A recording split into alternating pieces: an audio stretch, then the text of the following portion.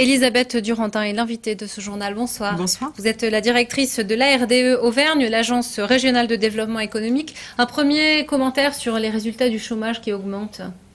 Écoutez, comment dire, c'est toujours une difficulté et puis pour les entreprises d'Auvergne, un véritable défi que d'arriver à créer des entreprises. Et justement, les journées InnoVerne, c'est des journées tournées vers l'innovation et nous pensons, nous, que l'innovation est une des réponses pour les entreprises, en tout cas pour certaines d'entre elles, pour essayer d'enrayer la situation dans laquelle elles peuvent se trouver dans un contexte de crise économique sévère, oui. en essayant de se démarquer et de trouver de nouveaux débouchés innovants. Des premières rencontres donc de l'innovation. Quelle est la motivation première de ce rendez-vous, Elisabeth Durantin ? Alors, l'idée, c'était de rapprocher le monde de l'innovation, qui est plutôt le monde de la recherche des laboratoires, avec le monde de l'entreprise, qui est plutôt le monde du business et de la production, de la mise en marché.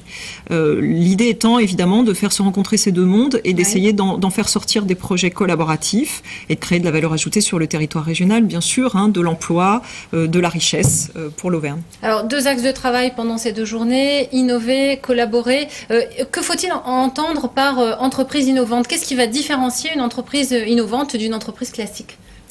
Alors, il y a une définition très précise de l'entreprise innovante, mais nous, en Auvergne, nous considérons que toute entreprise qui a des idées et qui est créative, en réalité, peut très bien être innovante. L'innovation est souvent comprise comme une innovation technologique. Oui. En réalité, il existe des innovations sociales, organisationnelles, et déjà se démarquer de ses concurrents ou se démarquer de son offre classique, c'est déjà être créatif et c'est déjà innover dans une entreprise. Et l'objectif de ces journées, c'est de répondre à toutes ces questions de chefs d'entreprise ou de directeurs de recherche ou de directeurs commerciaux qui s'interrogent sur comment est-ce que je peux faire pour sortir de ce que je sais très bien faire aujourd'hui et pour arriver à conquérir de nouveaux marchés et à créer de la valeur pour mon entreprise. Des exemples d'entreprises innovantes en Auvergne, vous pouvez nous en donner un ou deux? Alors aujourd'hui, on témoignait par exemple, bien évidemment, Michelin, oui. Qui est connu justement pour avoir toujours capitalisé sur son innovation et toujours axé son développement sur son innovation.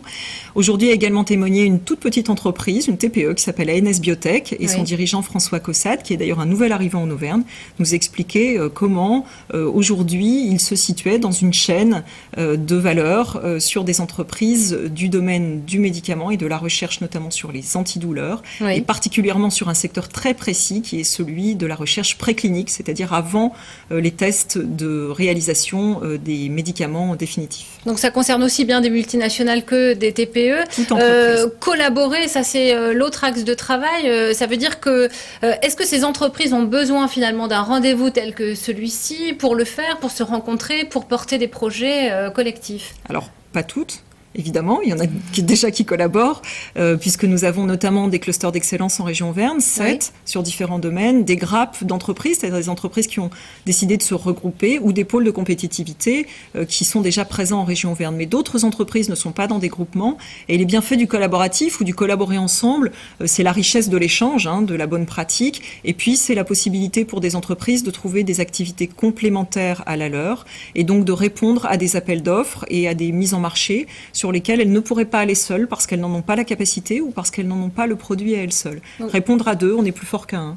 Donc est-ce que finalement ces rencontres InnoVerne doivent être un facilitateur dans les projets à mener? C'est un peu l'enjeu, faire rencontrer les entreprises entre elles au même titre que faire rencontrer la recherche et les entreprises et en tirer des projets.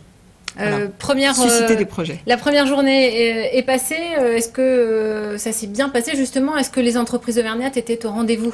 Les entreprises auvergnates étaient au rendez-vous. Nous avons 320 participants qui sont attendus sur ces deux journées. Aujourd'hui, on a eu environ déjà 200 participants qui sont venus, qui ont travaillé donc en conférence, en atelier ou sur des rendez-vous d'affaires. Et aujourd'hui, se sont tenus environ 60 rendez-vous d'affaires déjà. Un forum de l'innovation.